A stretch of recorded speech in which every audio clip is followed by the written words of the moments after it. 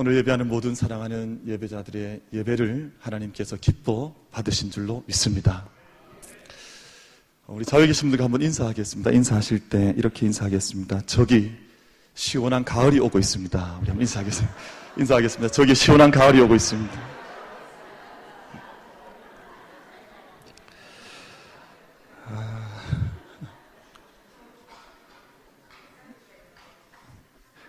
가을이 온다니까 좋은 거 봐요. 그렇죠? 다 가을을 기다리고 계신 것 같은데 어제 밤 온도가 좀 이렇게 많이 낮아졌어요. 아마 이게 제가 뭐 자세한 뉴스를 들어보지 못해서 모르겠습니다만 아마 태풍이 저 멀리 올라오는데 벌써 그 영향이 이제 한반도까지 이렇게 미치는 것 아닌가 그런 생각을 해보는데 보니까 24도, 뭐 25도 이렇게까지 뚝 떨어져서 간밤에 참 시원한, 오랜만에 시원한 저녁을 보냈던 것 같습니다. 다 간밤에 평안하셨습니까? 얼굴이 왠지 좋아 보이세요.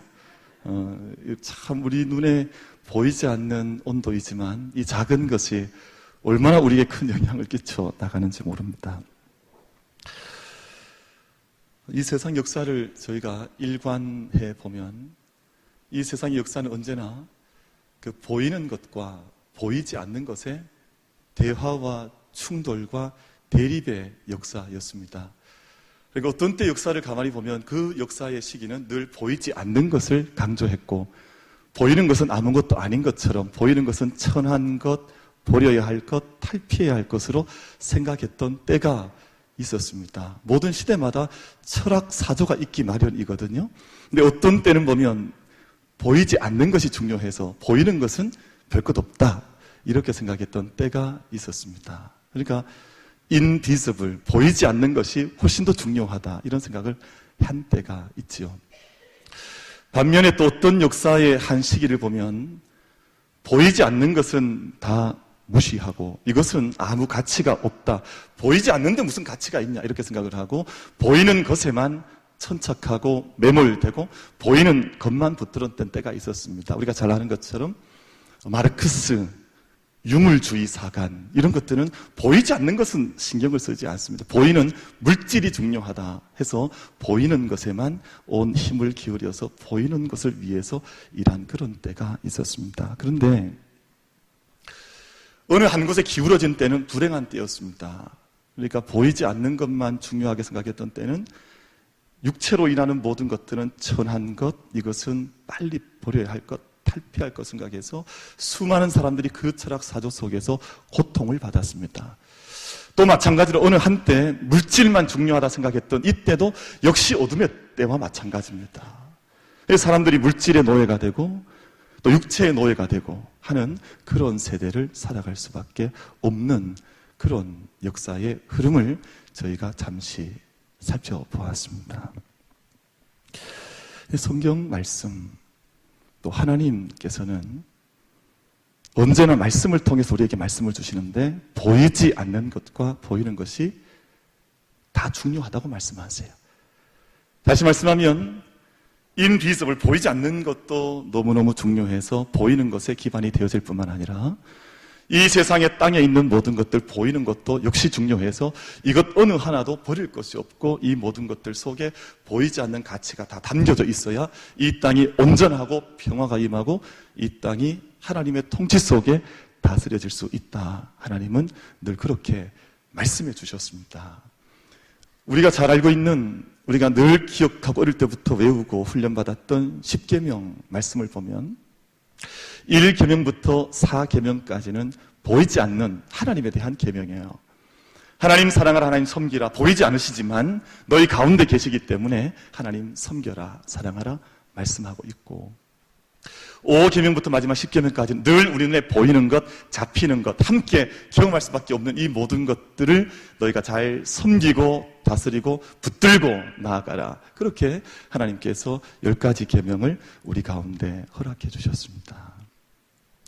주님의 기도 마찬가지입니다. 마태복음 산상수훈 속에 담겨져 있는 주님의 기도도 그 첫 부분은 하늘에 계신 우리 아버지의 이름을 거룩하게 하시고 또 그 이후에는 하나님의 나라가 임하게 하시고 하나님 또 뜻이 이루어지게 하시고, 이 보이지 않는 것을 위해서 기도한 후에 바로 우리의 일용할 양식을 위해서 기도하도록 주님께서 주님의 기도를 통해서 보이는 것과 보이지 않는 것이 얼마나 깊게 균형 잡혀야 하고 대화해야 하는지를 그렇게 기도를 통해서, 가르침을 통해서 우리 가운데 말씀을 해 주셨습니다.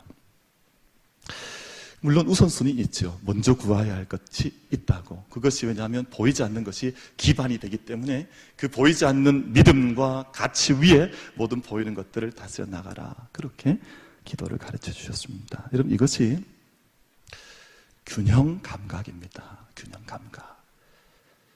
신앙생활 할 때도 어떤 분은 자꾸 보이지 않는 것만 중요하다 해서 그쪽으로 막 치우쳐가는 사람들이 있어요. 많은 이단들이 그곳에 빠져갑니다. 그러니까 보이지 않는 것만 중요하다. 막 그쪽으로만 이제 치우쳐가는 사람들도 있고, 또 어떤 사람들은 신앙생활 하면서도 불구하고 신앙이 거의 없어요. 왜냐하면 늘 보이는 것에만 그냥 이렇게 탁 매몰되어서 붙잡혀 있어서 이게 하나님의 자녀인지 물질의 자녀인지, 이게 하나님 섬기는 사람인지, 이 물질 만몬주의 우상을 섬기는 사람인지 잘 구별을 하기가 어려운 이들도 얼마나 많이 만나게 되는지 모릅니다. 영적인 sense of balance, 균형 감각이에요. 하나님에 대한 보이지 않는 부분을 섬기면서도 이 세상에 내게 주신 보이는 모든 부분들을 다스리고 통치하고 관리해 나갈 수 있는 영적인 감각이 영적인 균형 감각이라고 할 수 있겠는데요. 사랑하는 우리 모든 예배자 여러분, 우리 영적 균형 감각을 잊어버리지 말고 늘 하나님 앞에서 우리가 보이지 않는 것을 먼저 구하면서 이 땅에 우리가 보이는 모든 것들을 질서를 따라, 영적 우선순위를 따라서 잘 다스려 나갈 수 있는 영적인 은혜와 지혜와 힘이 우리 모든 예배자들 가운데 임하는 복된 이 예배가 될 수 있게 되기를 주님의 이름으로 축원합니다. 균형 감각이에요. 얼마 전에 러시아에서 있었던 큰 경기가 있었는데 그게 뭐였습니까? 월드컵이죠. 그걸 다 알고 계시네요. 월드컵 별로 관심 없으신 것 같으시더니 그것도 관심이 있으신데, 여러분 이번에 우승한 팀들과 뭐 이렇게 우승을 어디가 했죠? 성경 말씀은 잘 기억 안 하시면서 그 우승한 팀은 잘 기억하시고, 프랑스가 우승을 했습니다. 프랑스가 우승을 했는데, 이번 경기가 이제 전체적인 총평을 한 가지 해보면 아주 위대한 선수들이 있는 팀은 일찌감치 다 떨어졌습니다. 네이마르 모르시죠? 괜찮습니다. 모르셔도. 그래도 메시는 아주 메시 뭐 이런 거죠. 그다음 호날두, 천문학적인 몸값을 갖고 있는 선수들 팀들은 일찌감치 다 떨어졌습니다. 근데 그 선수들보다 몸값은 떨어지지만 균형 있게 뛰는 원팀이 되어서 뛰는 모든 팀은 마지막까지 8강, 4강, 결승까지 올라가서 그 위에 좋은 결과를 낳았습니다. 어느 한 가지가 이렇게 툭 튀어나와서 그 사람만 부각되는 것, 어떤 한 부분만 부각되는 것은 건강하지 않아요. 이름 없는 것 같지만, 아무것도 아닌 것 같지만 함께 균형 감각을 이뤄서 그 자리에 서서 함께 밸런스를 맞추고 뛰는 팀이 결국에는 승리를 하는 것입니다. 우리 몸도 그렇습니다. 우리 가정도 그렇습니다. 이 땅에 있는 모든 역사도 다 마찬가지이고 공동체도 마찬가지이고 한편에 기울어지는 것이 아니라 모든 것 속에 뭐라 그럴까요? 이 균형 감각을 늘 잃어버리지 말고 우리가 온전히 지켜나갈 수 있는 은혜가 우리 모든 예배자들 가운데 축복으로 임할 수 있게 되기를 주님의 이름으로 축원합니다. 이 축복이에요. 축복, 밸런스. 우리 몸도 지금 밸런스를 유지하고 있거든요. 만약에 제가 은연중에 보이지 않는 가운데서 제 몸이 메커니즘이 만약에 이 균형 감각을 갖추지 못한다면 저는 여기 어지러워서 쓰러질 것입니다. 제 눈이 이상해지거나 아니면 제 달팽이관이 좀 이상하거나 아니면 제 근육 균형을 잡아주는 근육이 무너지고 나면 우리 몸의 균형을 잡는 것은 이 세 기관이거든요. 눈을 통해서 균형을 잡고, 눈이 어지러우면 서 있지 못합니다. 귀가 어지러우면, 그래서 우리 귀에 달팽이관 속에 있는 이석입니까? 거기에 문제가 생기면 우린 바로 서 있지 못합니다. 쓰러질 수밖에 없죠. 근육도 마찬가지입니다. 이 모든 것들이 함께 조화를 이루어서 우리를 지탱해 주고 있기 때문에 제가 여기 서서 예배를 드릴 수 있고 여러분도 이 자리에 바르게 여기까지 걸어오셔서 여기서 예배를 드릴 수가 있는 것입니다. 그러니까 우리 눈에 보이진 않지만 이미 우리 속에 있는 균형의 감각과 능력이 얼마나 중요하냐 하는 것입니다. 대단히 중요한 것이죠. 배도 마찬가지입니다. 그럼 배 안에 선박 평형수라는 것이 있다는 것을 우리가 몇 해 전에 저는 잘 몰랐습니다. 사실은 잘 몰랐다가 몇 해 전 우리나라를 뒤흔들었던 큰 사건이 지나가면서 저는 그때 사실 처음 듣다시피 했습니다. 선박 평형수가 있구나. 여러분 큰 운동장 3개, 4개 되는 큰 배들 속에도 이 공간이 있어서 그 안에 그 배에 실을 수 있는 적재량의 30%에서 40% 되는 평형수를 뱃속에 넣어둔다는 거예요. 그래서 배가 부력에 의해서 배는 뜨는 거지만 다 떠버리면 배는 넘어집니다. 그러니까 배가 물속으로 가라앉을 수 있도록 일정 적정 부분으로 가라앉을 수 있도록 평형수를 부어서 넣어두어서 배가 가라앉게 하고 프로펠러가 돌게 하고 추진력을 받아서 흔들리지 않고 배가 항해할 수 있도록 만들어주는 그 평형수가 있습니다. 이것이 없으면 배는 그냥 전복될 수밖에 없는 것이죠. 그래서 이것이 균형 감각입니다.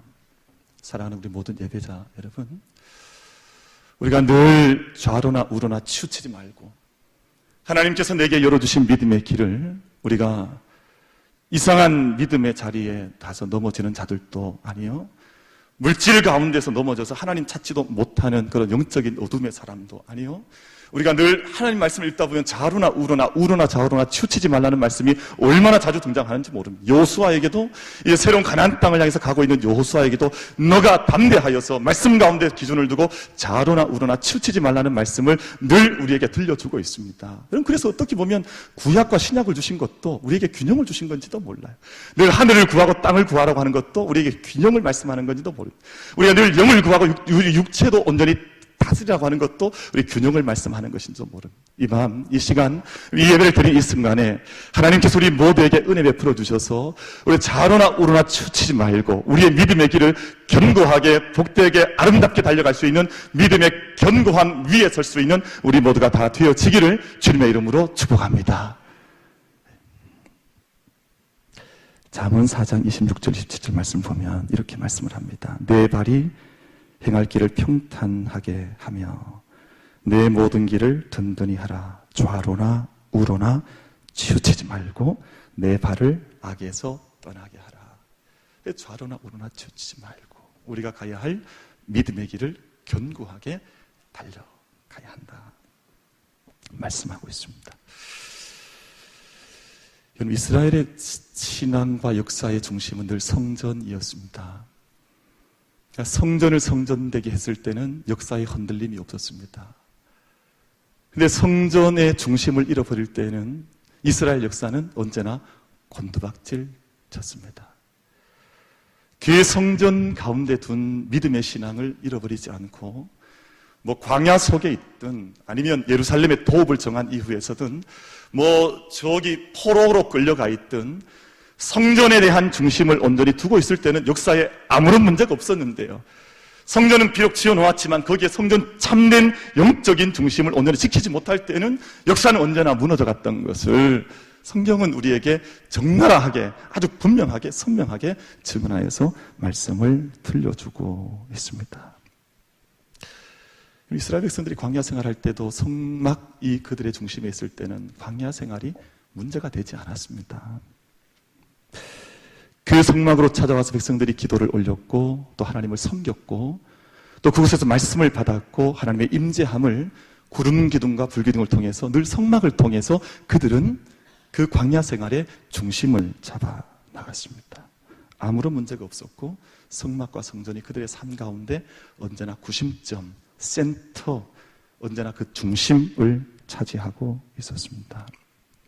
왜냐하면 하나님께서 그 가운데 임재해 계시고 또 하나님께서 그 가운데 임재하셔서 말씀해 주시고 또 이스라엘 백성들이 가야 하는 역사의 길을 하나님께서 견인하셔서 그 역사를 이끌어 가셨기 때문에, 성막과 성전을 통해서 그 역사를 추동하셔서 끌어가셨기 때문에 아무런 문제가 없고, 언제나 그 성전이, 성막이 그들의 역사의 중심이었습니다.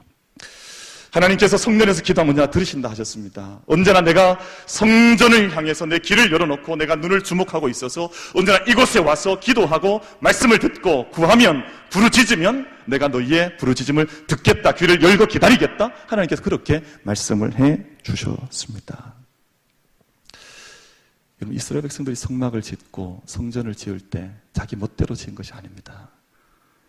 여러분, 성막과 성전을 지시하고 있는 구약의 말씀을 다 읽어보면 그 성막과 성전을 지어 나갈 때에는 언제나 하나님의 말씀을 따라 지었습니다.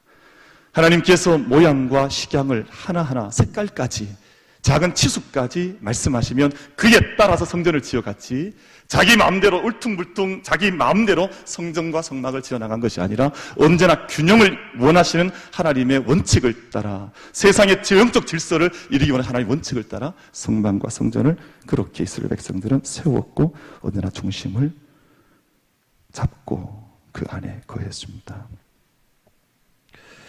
그랬던 이스라엘 백성이 우리가 잘 알고 있는 역사이죠. 주전 586년, 기원전이죠. 기원전 586년에 성전은 불타버리고 성전은 무너져 내려서 이스라엘 역사가 심각한 도전과 위기 앞에 섰던 역사 있는 것 저희가 알고 있습니다. 주전 586년의 일이었습니다.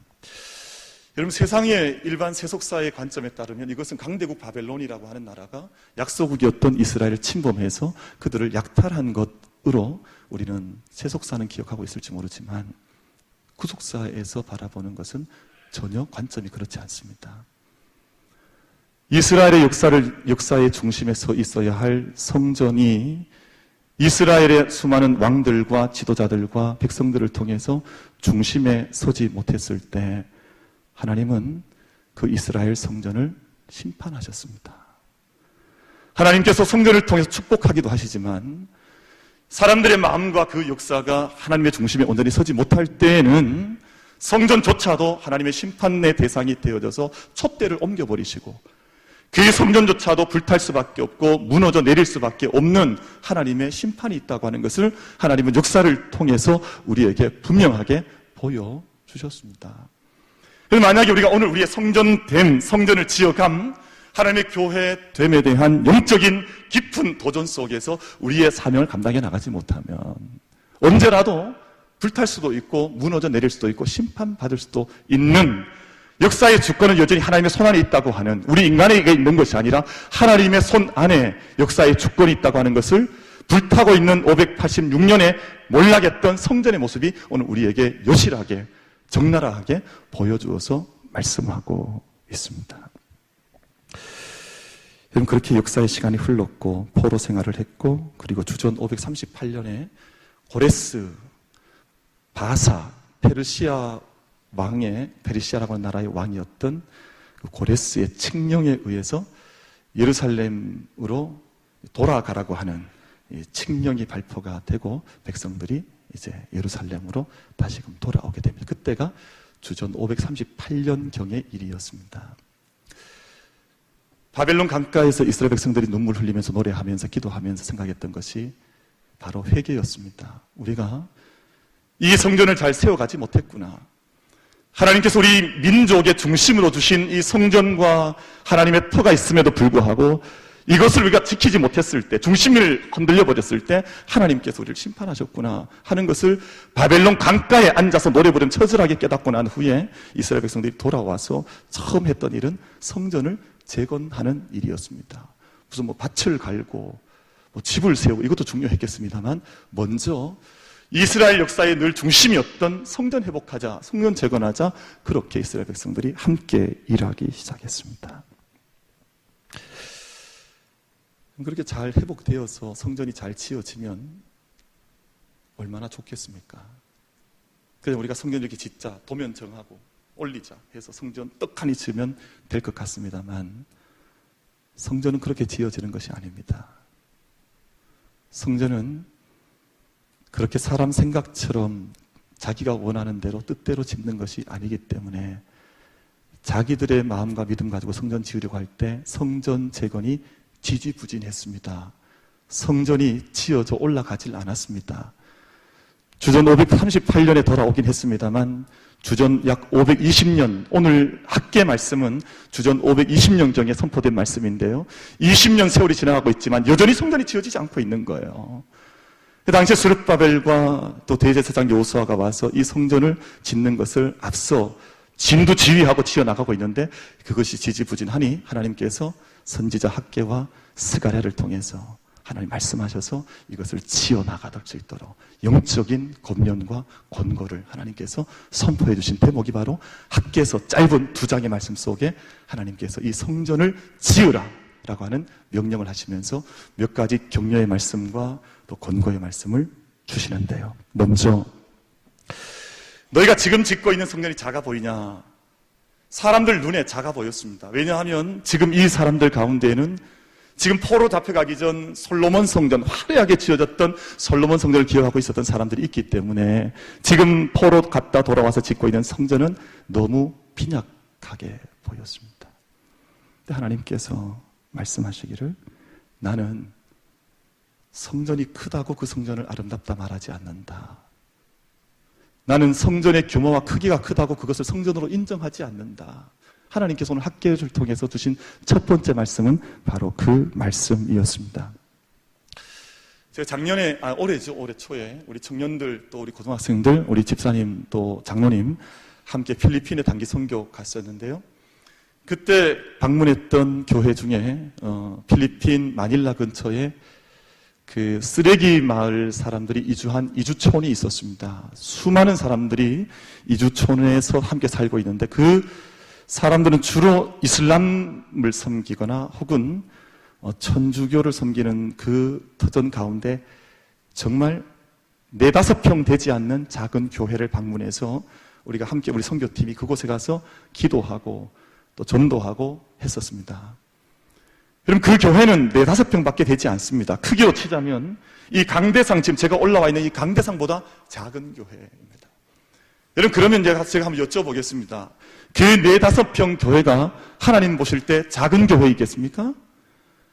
그 교회는 뭐 간판도 번듯하게 없고 우리가 그렇게 잘 세워놓은 건 십자가도 별로 없고 자랑할 것이 없는데요. 그럼 그 4-5평 교회는 하나님 눈에 볼 때 쓸모없는 교회이겠습니까? 아닙니다. 그 모든 고통과 가난과 어려움 속에 있는 사람들 속에 하나님께서 지금도 일하고 계시다고 하는 것을 가장 적나라하게 강력하게 보여주고 있는 하나님의 살아있는 하나님께서 살아계시고 인도에 계시는 성전이 바로 그 성전인 줄로 믿습니다. 4-5평이라고 해서 성전이 아닌 게 아니에요. 반면에 우리가 아무리 크게 지어놓는다고 해서 그것이 하나님께서 임재해 계시는 성전도 역시 아닙니다. 여러분, 우리가 믿음의 삶을 살아가는 동안 내 평생 믿음에 지켜가는 동안 늘 우리가 하나님께서 임재해 계시냐, 하나님께서 우리를 이끌어가고 계시냐, 하나님 말씀 가운데 우리가 서 있느냐, 우리가 그걸 잊어버리지 아니하고 늘 살아있는 하나님의 임재 속에 주의 성전 함께 세워갈 수 있는 은혜가 우리 모두에게 임하게 되기를 주님의 이름으로 축복합니다. 그것이 살아있는 믿음 아니겠습니까? 그럼 크리스찬, 여러분 우리 모두가 다 크리스찬입니다. 믿으십니까? 우리 다 크리스찬이에요. 크리스찬이란 말은 그리스도인이라고 하는 뜻입니다만 여러분 그것은 그냥 죽어있는 아무런 움직임이 없는 그냥 명사형의 단어가 아닙니다. 크리스찬이라고 하는 말의 주부는 크라이스트, 우리 주님입니다. 주. 그러니까 주님 안에 거하고 주님을 따라가고 있고 주님을 닮아가고 있고 늘 그리스도와 함께 걸어가는 사람이 크리스찬이지, 주님을 따라가지도 않고 주님 안에 거하지도 않으며 주님과 함께 동행하지도 않는데 무슨 크리스찬이라고 말할 수가 있겠느냐 하는 것이죠.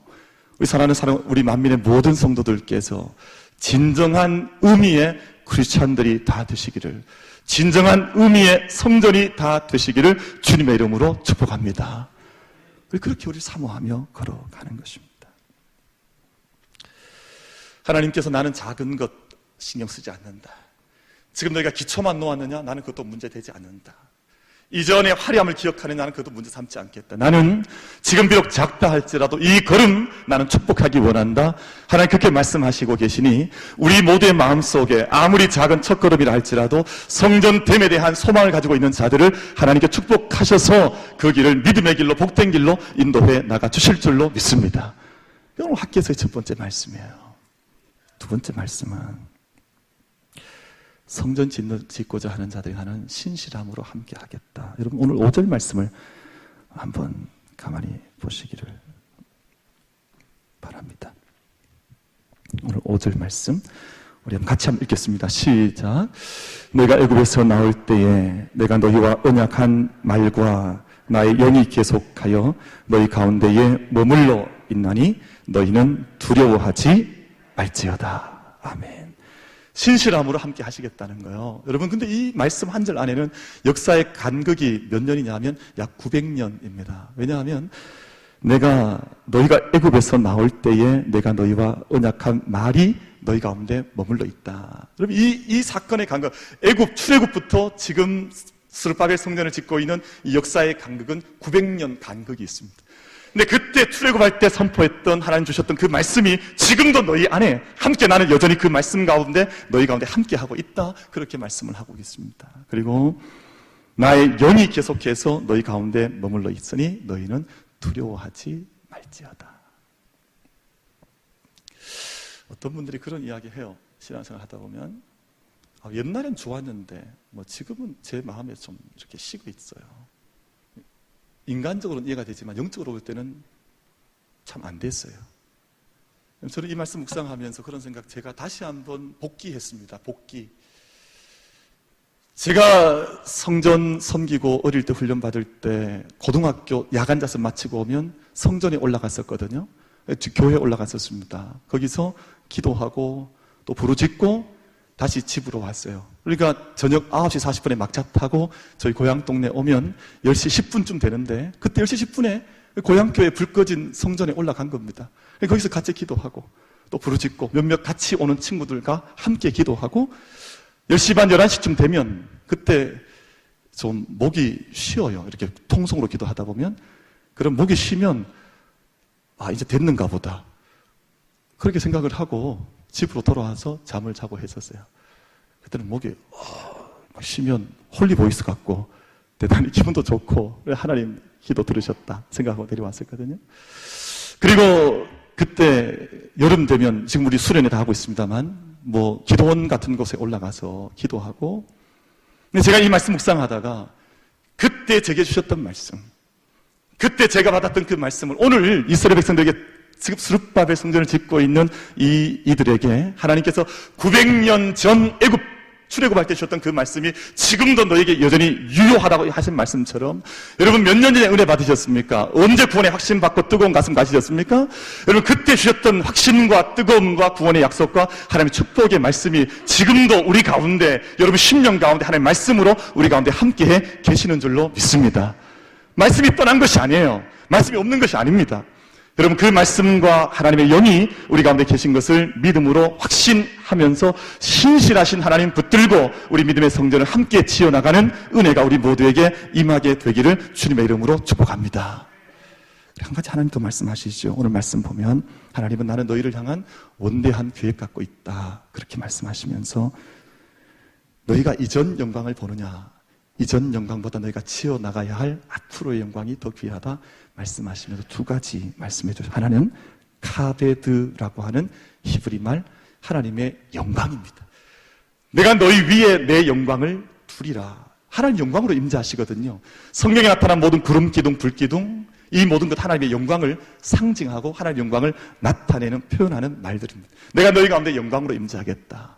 오늘 저희가 읽었던 마지막 말씀에 보면 이 성전의 나중 영광이 이전 영광보다 크리라 만군의 여호와의 말이니라. 내가 이곳에 평강을 주리라. 만군의 여호와의 말이니라. 평강, 샬롬을 그에게 주겠다라는 것입니다. 여러분 우리가 이 두 가지 하나님의 카베드라고 하는 하나님의 영광과 하나님의 샬롬 평강이라고 하는 축복 중에 가장 큰 축복인 이 두 가지 축복을 여러분 아무리 대단한 삶을 살아왔던 사람도 평강 잃어버리고 나면 끝입니다. 아무리 대단한 자기 삶의 커리어를 쌓아왔던 사람이라도 할지라도 하나님의 영광이 그 사람이 떠나가고 나면 그것도 끝입니다. 여러분, 우리 삶 가운데, 우리 재단 가운데 늘 하나님의 영광이라고 하는 카베드와 하나님의 샬롬을 늘 우리의 삶 가운데 지켜나가고 그 은총 속에 거할 수 있는 우리 모든 예배자들 다 되시기를 주님의 이름으로 축복합니다. 카베드 속에, 하나님의 샬롬 속에 늘 거하는 것이죠. 그런데 오늘 말씀 결론의 부분입니다. 성경은 너희가 구약의 장막을 기억하고 있느냐? 너희가 솔로몬 성전을 기억하고 있느냐? 너희가 스룹바벨 성전을 기억하고 있느냐?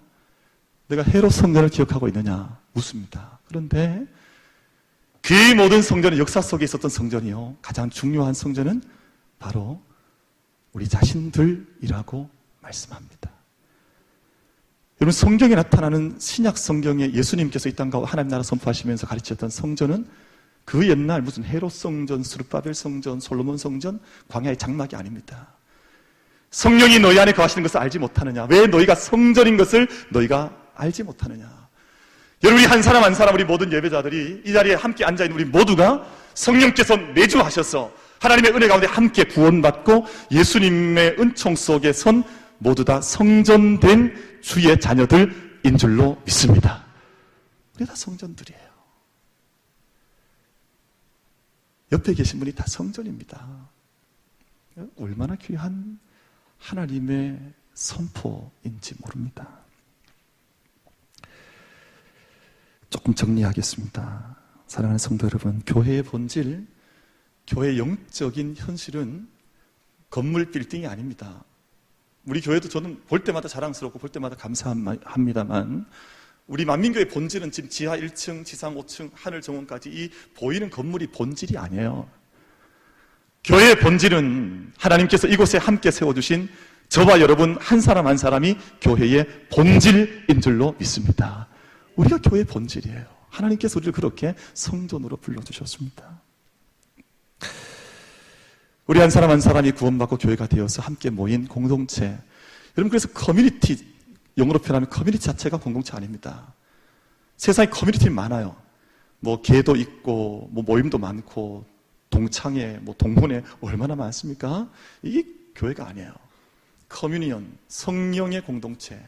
함께 구원받은 자들이 구원의 감격 붙들고 모였어. 하나님께서 이 땅에 하나님의 일을 이루어 가시기를 간절히 사모하면서 지금도 하나님의 영광과 샬롬에 참여하기를 원하는 사람들이 모여서 이룬 영적인 공동체가 교회인 줄로 믿습니다. 교회는 얼마나 복된 자리인지 모릅니다. 교회가 얼마나 영광스러운 자리인지 모릅니다. 에베소서 4장 15절 16절 말씀, 오직 사랑 안에서 참된 것을 하여 범사에 그에게까지 자랄지라. 그는 머리니 곧 그리스도라. 그에게서 온몸이 각 마디를 통하여 도움을 받음으로 연결되고 결합되어 각 지체의 분량대로 역사하여 그 몸을 자라게 하며 사랑 안에서 스스로 세우느니라. 이 교회의 영적인 비밀을 이렇게 이야기하고 있습니다. 터키 이스탄불 이야기 하나 하고 말씀 맺으려 합니다. 여러분, 이스탄불이라고 하는 땅은 대단히 독특한 땅인데요. 아마 성지순례 다녀오신 분도 계시고 다녀오지 않은 분도 계십니다. 이곳이 왜 독특하다고 하는 것은 동양과 서양이 만나는 지점이에요. 거기에 가면 보스포러스 해협이라고 하는 아주 멋있는 해협이 있는데 그것을 중심으로 해서 동양과 서양이 함께 만나는 그런 접점과 같은 곳이 바로 이스탄불이라고 하는 지역입니다. 동양과 서양이 만난다고 하는 것은 기독교 문화와 그리고 이슬람, 동양 문화와 종교가 함께 충돌하고 있다는 그런 뜻이 되기도 합니다. 그러니까 대단히 역사의 부침이 많았습니다. 때로는 기독교에 의해서, 때로는 이슬람에 의해서 뭐 이런 다양한 뺏고 뺏기는 지점이 바로 이 이스탄불이라고 하는 곳이었습니다. 그래서 그 이름도 다양하게 우리가 중고등학교 때 배우는 역사책에 보면 비잔틴 문화 이런 말이 있는데 이 자리가 바로 비잔틴이라고 불리던 때가 있었습니다. 여기가 비잔틴입니다. 그리고 언젠가는 로마가 새로 이곳에 세워져야 한다고 해서 노바 로마, 새로운 로마라고 그 지역이 불려졌던 때도 있었습니다. 그리고 콘스탄티누스 황제가 이곳을 새로 지었다 그래서 콘스탄티노플이라고 불려지기도 했습니다. 근데 1453년에 이 무슬림권에 있던 세력들, 오스만 투르크라 그럽니까? 여기에서 이제 지배가 되면서 그때부터는 우리가 요즘 부르고 있는 이스탄불로 그 이름이 바뀌어지게 되었습니다. 그리고 그곳이 로마의 지배를 받을 때 세워졌던 성전이 하기야 소피아라고 하는 성전이 있습니다. 지금도 그 이스탄불의 상징과 같은 것이죠. 블루 모스크와 함께. 그런데 이곳이 늘 주인이 바뀌었습니다. 1453년 전까지는 성전이었습니다만 이게 오스만 투르크에 의해서 제국에 의해서 빼앗기고 난 다음에는 이곳은 이슬람의 모스크가 되었습니다. 그 안에 있는 모든 그림도 바뀌어지고 안에 있는 모든 상징들도 바뀌어지고 그리고 모스크의 상징이 되는 큰 기둥들도 곁에 4개가 더 덧붙고 바뀌어지게 된 겁니다. 그리고 1차 세계대전 후에 제 초대 대통령이었던 아타투르크라고 하는 대통령이 들어온 후에는 이 기독교 또 이슬람 충돌 안 된다 해서 지금까지는 박물관이 되어져 있습니다. 박물관. 여러분, 이런 것이 우리에게 주는 하나의 질문이 있습니다. 너는 성전을 어떻게 짓고 있느냐? 여러분, 결국 성전과 집이라고 하는 것은 그것을 주인이 누구냐에 따라서 바뀌어지는 것인데요. 주인이 바뀌니까 어떤 때는 교회가 되기도 하고 어떤 때는 모스크가 되기도 하고 지금은 박물관이 되어져 있습니다. 여러분, 성도의 신앙도 가만히 우리가 일견해 보면 이런 경우가 있어요.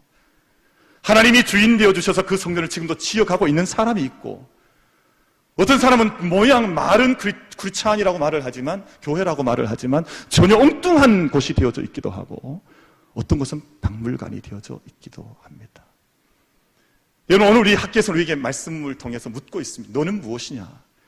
너는 어떤 성전이냐? 너는 어떻게 지어져 가고 있느냐? 여러분, 성전은 완성형이 없습니다. 성전은 지어졌다? 이것이 없습니다. 우리 교회가 건축을 7년 전에 마쳤다? 무슨 말씀하십니까? 지금 지어가고 있는 것이죠. 내 인생이 어떻게 머물 수가 있습니까? 우린 지금도 지어져 가는 중입니다. 여러분, 아주 중요한 에베소서 마지막 절 말씀을 2장 22절 말씀 제가 읽어드리고 이제 말씀 맺히려고 하는데 이렇게 말씀하고 있습니다. 너희가 성령 안에서 하나님이 거하실 초소가 되기 위하여 그리스도 예수 안에서 함께 지어져 가느니라. 우리가 성전이 되기 위하여 지금도 지어져 가고 있다. 얼마 전에 제가 잘 아는 목사님 한 분이 고령에 있는 한 교회를 사셨어요. 여러분, 이건 교회가 아니었습니다. 왜냐하면 처음 그 시골 마을에 교회로 세워졌던 그곳이 그 교회가 조금 더 전도하기 좋은 읍내 쪽으로 가자 해서 이 교회가 이전하면서 옛날 교회를 팔아버린 거예요. 근데 옛날 이 건물이 많은 사람들의 손에 팔리고 또 넘어가고 팔리다가 최근 얼마 전까지 불당이 되어 있었습니다. 거의 불당이 돼. 가보니까 집안에 이 불상이 세워져 있고 부적이 붙어 있고 그런 흔적이 부닥거리 하는 적이 너무 많은 거예요. 이 목사님 너무 안타까운 마음이 들었어요. 주변에 사람들의 기도도 부탁을 하고 물질도 구하고 해서 그렇게 잃어버렸던 그 땅을, 그 집을 다 사셨습니다. 사실 형편이 안 되는 분이었음에도 불구하고 그것을 사셔서 다 불상 갖다 던지고 버리고 부적 다 떼고 해서 지금은 이 계명대학에 그 강의도 하시고 교수하시면서 계시는 분인데요. 계대 교수님들 오셔서 연구하게 하시고 대구에 청년들 들어와서 집회하게 하고 그런 공간으로 아주 아담한 공간으로 다시금 만들어 놓았습니다. 주인이 누구냐? 주인이 누구냐?